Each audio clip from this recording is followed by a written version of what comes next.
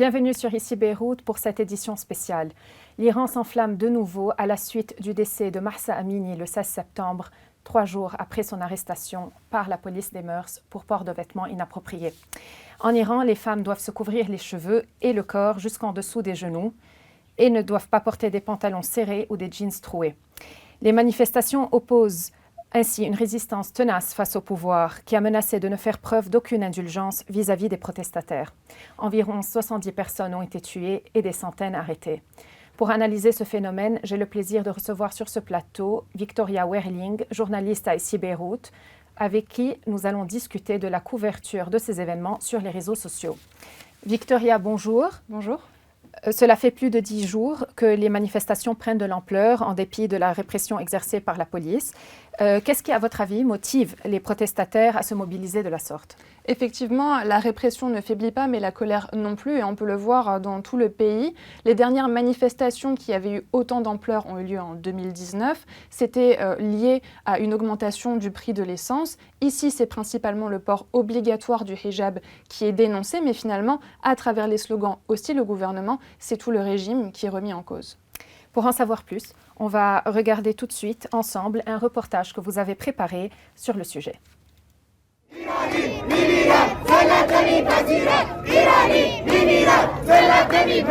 Des foulards qui brûlent, des mèches qui tombent, tout un symbole. Depuis le 16 septembre, une vague de manifestations nocturnes secoue l'Iran.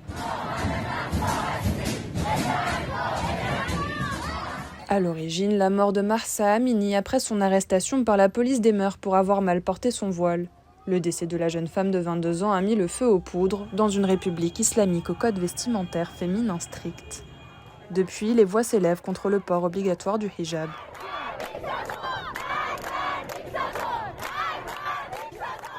حجاب یه چیز انتخابیه. اجباری نباید در کار باشه. من دوست دارم اینو بپوشم، یکی دوست داره نپوشه، یکی دوست داره چادر بزنه. از دیدنشون که میترسم. به نظرم چیز بیخودیه. به نظرم باید بذارن به انتخاب خودشون مثل تمامی کشورهای دیگه. اگه هر جو دوست داره. Sur le devant de la scène contestataire, les femmes dirigent un mouvement étendu à l'ensemble du pays et largement réprimé par les forces de l'ordre. Réels et de plomb, les balles ont causé la mort d'au moins 70 personnes selon l'ONG Iran Human Rights. Des milliers d'autres ont été arrêtés. L'Union européenne a dénoncé un usage généralisé et disproportionné de la force. De son côté, l'ONU s'alarme. We are alarmed at the death in custody of Mahsa Amini, detained by Iran's morality police enforcing strict hijab rules, and the violent response by security forces to ensuing protests. Des propos qui contrastent avec ceux du chef du pouvoir judiciaire iranien qui a appelé à ne faire preuve d'aucune indulgence vis-à-vis des manifestants. Ces derniers sont néanmoins soutenus par une partie de la diaspora. Nous, Iraniens, nous sommes vraiment mobilisés, nous devons réagir, étant donné que nous sommes loin de notre patrie, notre pays. Il est vraiment temps que nous nous rassemblions tous pour pouvoir vraiment parler de façon à ce que le monde entier puisse entendre vraiment notre voix. Voilà. Si certains dénoncent le contrôle clérical et appellent à la chute du guide suprême, l'ayatollah Ali Khamenei, d'autres manifestent pour défendre le port du voile, obligatoire depuis la révolution islamique de 1979. Car la mort de Mahsa Amini, survenue dans un contexte de grave crise économique, met également en exergue les divisions politiques de la société iranienne. Alors Victoria, comme nous venons de le voir dans ce reportage, les Iraniennes sont déterminées à poursuivre leur lutte, une lutte qui s'opère également sur les réseaux sociaux. Quelle place occupent les réseaux sociaux dans ce mouvement ? Eh bien, ils jouent un rôle capital. Dès le début des manifestations, les réseaux sociaux ont été inondés par des images de femmes iraniennes descendant dans la rue. Certaines ont même ôté leur hijab, comme on va le voir dans ce tweet de Masih Alinejad, journaliste et activiste iranienne. Il s'agit d'un acte de défiance, car il faut bien le rappeler, en Iran, un tel acte est puni par la loi. La scène, dans ce cas, se passe dans le Kurdistan iranien. On y voit majoritairement des jeunes femmes, à l'image du reste du mouvement, ôter leur hijab et pour certaines scander entre autres « mort au dictateur. D'autres sont allées encore plus loin dans leurs gestes puisqu'elles ont brûlé leur voile ou se sont coupées leurs cheveux en solidarité avec les femmes iraniennes. C'est notamment le cas de certaines femmes de la diaspora. Par exemple, l'activiste et ancienne prisonnière politique Shaparak Shajarizadeh a expliqué son geste. Elle s'est coupé les cheveux. Elle a expliqué son geste dans ce tweet qui va s'afficher à l'écran. Je cite: « Nous ne nous coupons pas les cheveux par chagrin ou tristesse, mais pour être solidaires avec nos sœurs en Iran qui brûlent leur hijab, symbole de la répression de la violence systématique faite aux femmes. » Ces actes sont très symboliques. Ils ne remettent pas en cause le port du hijab, mais bien le port obligatoire, forcé du hijab. Et ces actes ont fait le tour du monde grâce à Internet. C'est aussi le cas du hashtag Mahsa Amini, en hommage à la jeune femme décédée évoquée dans ce reportage. Et ce qu'il faut bien comprendre, c'est que en fait, ces actes, même s'ils sont sur les réseaux, ont leur importance puisqu'ils ont des conséquences dans le réel. Ils peuvent agir comme des catalyseurs de ces manifestations, mais aussi provoquer des effets boule de neige puisqu'ils vont pousser peut-être à leur tour certaines personnes à exprimer leur solidarité en reproduisant ces actes. Mais surtout, en Iran, ce qu'il faut souligner, c'est que les manifestations, les réseaux, permettent aux manifestants de s'organiser et de coordonner leurs actions. Il est d'ailleurs important de rappeler que le simple fait de manifester contre le gouvernement est puni par la loi et souvent réprimé de façon très sévère par les forces de l'ordre. Mais Victoria, le gouvernement iranien a coupé Internet dans certaines parties du pays. Quelle menace constituent les réseaux sociaux pour le régime ? Le gouvernement a effectivement coupé Internet dans une partie de Téhéran et du Kurdistan et bloqué l'accès à des plateformes telles qu'Instagram et WhatsApp, plateformes qui sont très prisées des internautes iraniens. Alors pourquoi ces coupures ? Eh bien, ce qu'il faut savoir, c'est qu'aujourd'hui, il n'y a pas de réelle frontière entre les luttes sociales physiques et les luttes sociales sur les réseaux. L'un peut agir comme une extension de l'autre, et ça, les gouvernements en ont peur. On l'a vu durant les printemps arabes, par exemple, en Tunisie notamment, mais durant ces périodes-là, les réseaux comme Facebook ont permis non seulement aux manifestants d'organiser leurs manifestations, mais aussi de contourner les médias officiels en diffusant une toute autre narration, en l'occurrence celle de l'opposition. Donc ces coupures en Iran ont pour but de saboter l'organisation des manifestations, mais pas que, puisque en coupant Internet, on prive les Iraniens d'accès à l'information. On les prive d'une toute autre narration, potentiellement divergente de celle qu'ils connaissent dans leur pays. On les coupe d'un accès au traitement médiatique alternatif. On les coupe de l'accès au soutien de la diaspora, bref, de tout ce qui pourrait finalement bénéficier au moral des troupes. L'ironie, finalement, c'est que le régime lui-même a évidemment accès au réseau. Il y a quelques jours d'ailleurs, sur la page Instagram officielle du gouvernement, Nasser Kanane, le porte-parole du ministère des Affaires étrangères, regrettait, je cite, que certains pays tirent avantage d'un incident pour atteindre leurs objectifs politiques en instrumentalisant les droits de l'homme. Victoria, puisque vous m'avez mentionné l'étranger, justement, quel rôle peuvent jouer les réseaux sociaux concernant ces manifestations ? Dans le cas de l'Iran, les publications émanant de l'étranger servent de soutien ou de support informatif. Sur les réseaux sociaux, partout dans le monde, des célébrités, des personnalités politiques, des ONG, mais aussi des anonymes ont exprimé leur solidarité envers les femmes iraniennes, répliquant parfois l'acte symbolique de se couper les cheveux, comme mentionné précédemment. Le hashtag en soutien à Mahsa Amini a déjà été retweeté plus de 100 millions de fois. Et si les protestations sont menées, bien évidemment, directement par les Iraniens eux-mêmes, les réseaux jouent néanmoins un rôle important. Ce qu'il faut savoir, c'est qu'aujourd'hui, près de 60% de la population mondiale est présente sur ces réseaux. Ceux-ci peuvent donc avoir un réel poids sur la sensibilisation de l'opinion publique à certains sujets, lorsque pris dans leur acception positive, bien évidemment. Merci beaucoup, Victoria, pour cette intervention. Merci.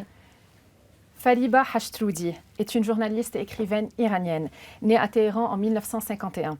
Elle est actuellement responsable de l'association humanitaire MOA pour venir en aide aux Iraniens en exil.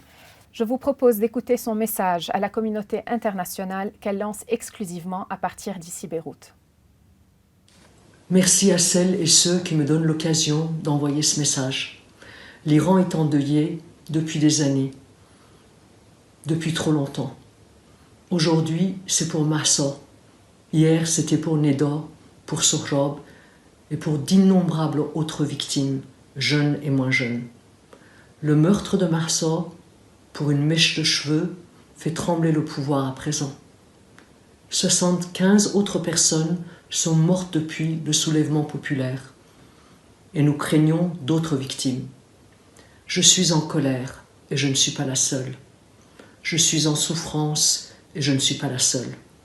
Mes colères et douleurs, partagées avec les mères et les enfants d'Iran, sont mon carburant. Mains nues, nos enfants se dressent contre les nervis du pouvoir. Mais on le sait, la violence est une force faible.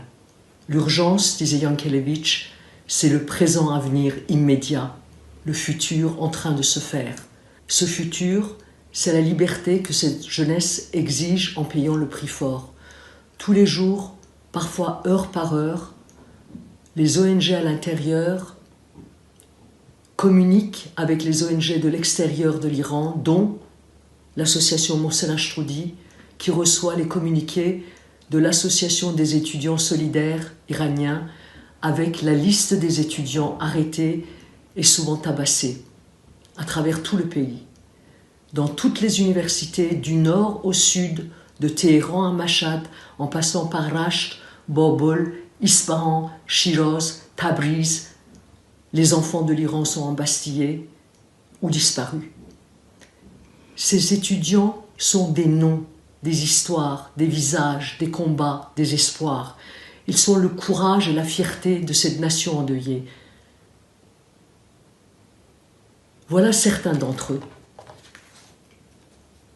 Shiva Mosibzadeh, étudiante en master de littérature dramatique à la faculté d'art de Téhéran, arrêtée le samedi 22 septembre. Majid Emammoudi, étudiant en droit à l'université de Téhéran, arrêté le jeudi 22 septembre.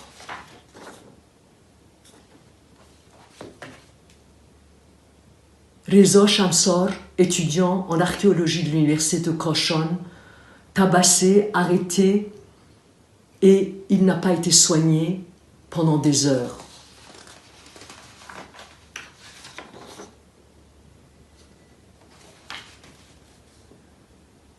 Banafsheh Kamoli, postdoctorante en littérature persane à l'université de Yazd, a été arrêtée par les services de sécurité.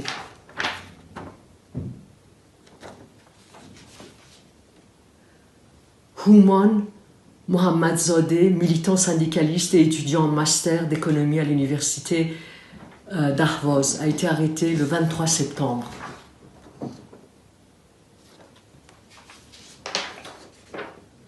Ozin, étudiante en environnement à l'université de Téhéran, a été arrêtée le jeudi 22 septembre. Et la liste continue. Toute la liste sera mise sur le site de l'association Mohsen Ashroudi. Ce que cette jeunesse demande, c'est la solidarité de la société civile internationale, car ils savent, les jeunes savent en Iran que chez les politiques, les raisons d'État l'emportent, donc ils ne comptent pas sur eux. Alors, par tous les moyens, dites-leur que vous êtes à leur côté.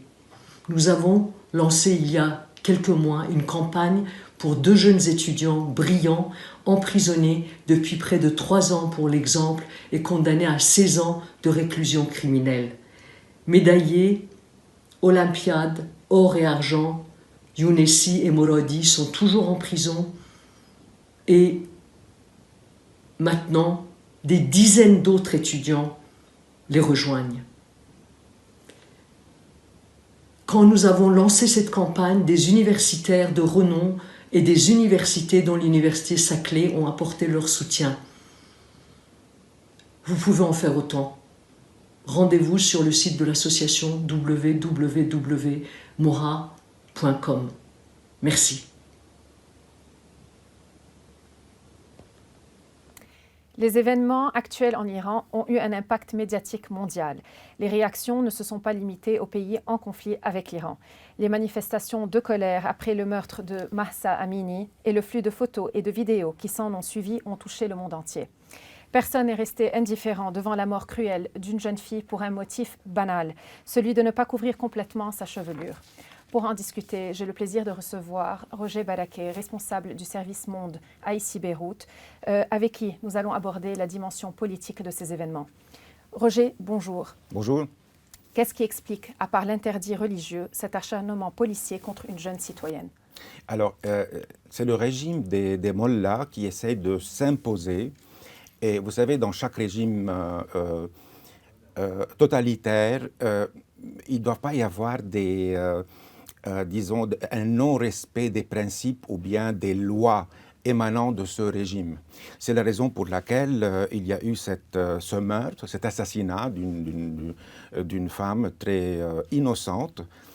Donc ce n'est pas vraiment le port du voile lui-même, mais le fait de transgresser les lois et les principes du régime islamique. Peut-on préjuger une certaine manipulation politique étrangère derrière cet acte? Alors, bien sûr, oui. Bien sûr que le régime va essayer de dire voilà, c'est la main de l'étranger, surtout l'Occident et l'Iran, parce qu'il y a plusieurs paramètres internationaux qui interviennent. On a, par exemple, les discussions sur le nucléaire iranien. Oui. On a la proximité de plus en plus affichée entre le régime iranien et Vladimir Poutine, contre qui l'Occident est en train de faire la guerre. Donc il y a plusieurs paramètres qui rentrent en jeu. Surtout que le régime iranien arrive à un tournant majeur. Le tournant majeur, c'est la succession de Khamenei. Donc on sait très bien qu'il y a une semaine ou 10 jours, il y a eu des rumeurs qui ont été confirmées, comme quoi l'ayatollah Khamenei, le guide suprême de la révolution, était malade. Il a annulé plusieurs événements, plusieurs disons, participations à des événements majeurs, et donc même des rumeurs qui disent qu'effectivement il est mort. Donc il y a la question de la succession de Khamenei qui est en jeu, et bien sûr ça tombe au très mauvais moment. C'est son fils qui lui succédera? Alors c'est ce qu'il veut. C'est ce qu'il veut. Il veut que son fils le succédera comme, disons, une dynastie, mais sûrement il n'est pas le seul à décider, puisqu'il y a plusieurs, dans toute dictature, il y a plusieurs factions qui vont essayer de grappiller plus de pouvoir et qui vont essayer donc de tourner les choses à leur faveur, quoi. Roger, vous êtes parti à la rencontre de Rasha Al-Amir, la sœur de Lokman Slim, qui a été assassinée le 3 février 2021. C'était un virulent opposant au régime iranien et au Hezbollah. Rasha est l'auteur d'un ouvrage intitulé « Confession d'un imam » qui retrace les relations entre la religion et la modernité, entre l'islam et l'État. Comment réagit-elle face à ce soulèvement populaire en Iran? La réponse dans cette interview.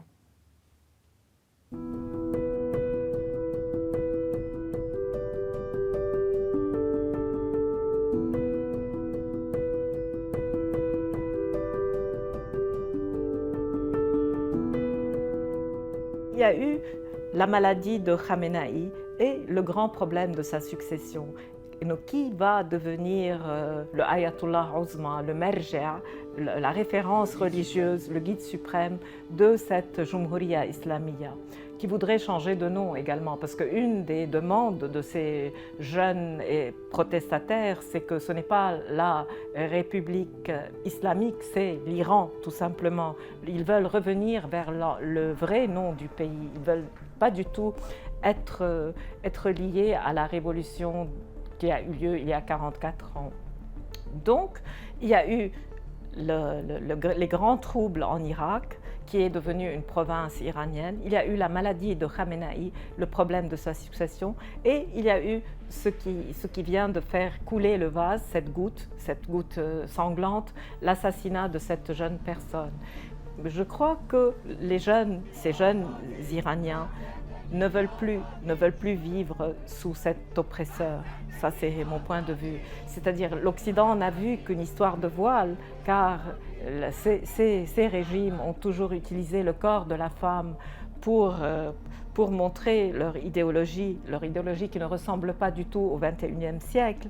Mais voilà, c'est un problème de malaise dans toute cette région, et spécialement un malaise dans la République islamique, qui cherche de nouveaux repères. Elle ne cherche pas du tout elle cherche à devenir l'Iran moderne et devenir un leader. Pour être leader, on ne peut pas être moyenâgeux au XXIe siècle. C'est des jeunes qui sont dans leur temps et qui refusent les diktats religieux.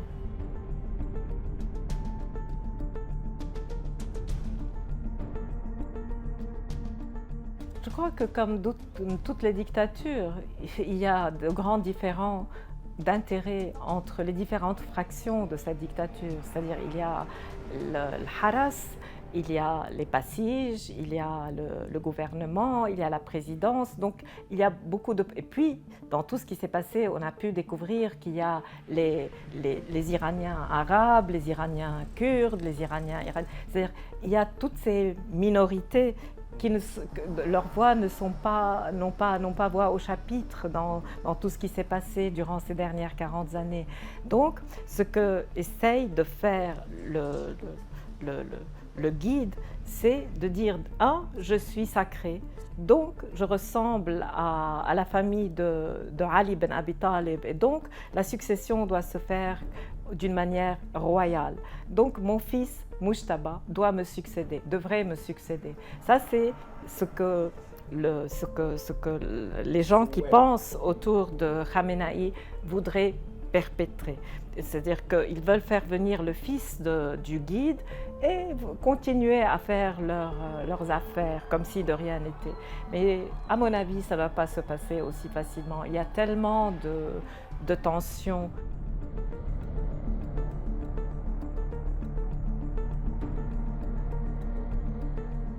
Oui, c'est toujours plus facile de réduire un grand pays comme l'Iran à quelques clichés. L'Iran est un pays de civilisation, c'est un pays riche, c'est un pays où la jeunesse a beaucoup de liens avec l'Occident. Il y a des quartiers à Los Angeles qui ne sont que iraniens, donc c'est des gens qui voyagent, c'est des gens qui vivent de leur temps.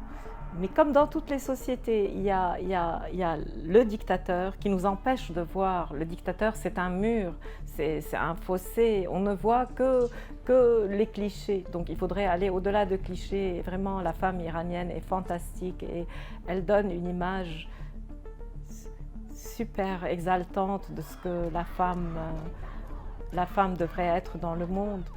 C'est tout à fait comme ces femmes libanaises qui ont eu beaucoup de courage en octobre 2019, quand elles ont été en première loge dans toutes les manifestations. Et encore une fois, c'est les Iraniens du Liban qui ont voulu détruire ce mouvement de femmes et tout. Et ils ont envoyé leurs motocycles, ces hommes tatoués sur leurs motocycles, être leurs bassiges locaux.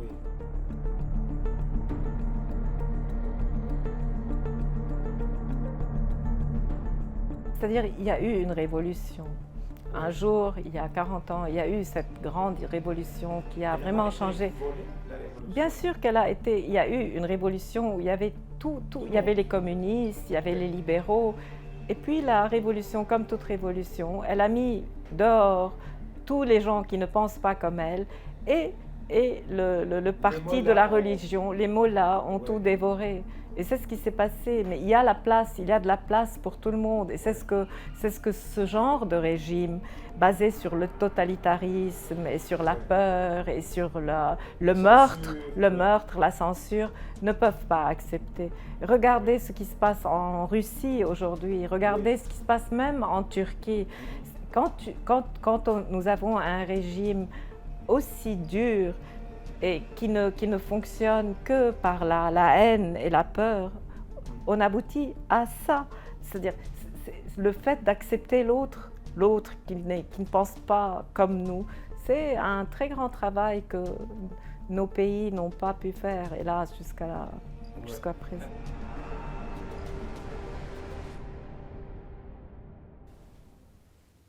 Roger, peut-on prédire un début de la fin du régime des mollahs? Écoutez, ce n'est pas la première contestation, ce ne sont pas les premières manifestations qui sont réprimées dans le sang aussi. Durant les 10 dernières années, il y a eu plusieurs manifestations. Je ne parle pas des manifestations au début de la fondation de la République islamique. Et surtout la répression la plus sanguinaire, celle de 1988, durant laquelle c'était le tortionnaire en chef, c'était l'actuel président Raïssi, Ebrahim Raïssi, Et c'est la raison pour laquelle tout le monde a été étonné qu'il participe à l'Assemblée générale de l'ONU, alors qu'il était lui-même, disons, responsable de ces purges en 1988. Tout récemment, il y a eu en 2019 des manifestations contre les régimes, rebelote en 2021, et là on a ces manifestations. Personnellement, je ne crois pas que ça a bousculé le régime, c'est vrai, Oui. mais je ne pense pas que c'est le début de la fin. Je pense qu'on a besoin d'autres facteurs pour que le régime des mollahs soit vraiment démantelé et qu'il soit remplacé par d'autres systèmes de gouvernance. Mais il y a eu des manifestations pro-régime ces derniers jours aussi. Si on jette un coup d'œil, bien sûr, le régime va réagir et il va lancer ses fidèles, si vous voulez, pour faire une contre-manifestation. Ça, c'est normal. On ne peut pas s'attendre à ce qu'il y ait des rues monopolisées par l'opposition. Oui. Mais est-ce que ces manifestations étaient importantes? À ce qu'on voit sur les réseaux sociaux, à la télévision et tout ça, il n'y avait pas grand monde par rapport, il n'y avait pas vraiment une mobilisation forte à la manière des manifestations déclenchées par l'affaire Amini. Quelles seraient donc les retombées de cette affaire? Les retombées, comme toujours, c'est une nouvelle épine, n'est-ce pas, dans le système des mollahs. Et c'est un rappel comme quoi, voilà, on est là, on est l'opposition, et qu'on ne va pas accepter pendant très longtemps ce genre de pouvoir, et que voilà, il y a du feu sous la braise. Est-ce que ces manifestations auront un effet sur les négociations concernant l'accord nucléaire? Bien sûr, bien sûr. Je pense personnellement qu'il y aurait plus disons, plus pas de faveur, mais disons de souplesse de la part des Iraniens. Parce qu'ils sont désormais, ils se rappellent qu'ils sont menacés de l'intérieur, et je pense qu'ils vont se jeter sur n'importe quel accord. Roger, merci pour cette intervention. Merci à vous. Et merci à vous de nous avoir suivis sur Ici Beyrouth. Vous pouvez revoir l'intégralité de cette édition spéciale sur tous nos réseaux sociaux. On va se quitter en musique et en images. Sa voix a fait le tour des réseaux sociaux. Une jeune femme dont l'identité reste inconnue a repris le chant italien Bella Ciao en persan, une reprise devenue le nouveau symbole de la révolte actuelle en Iran. À bientôt.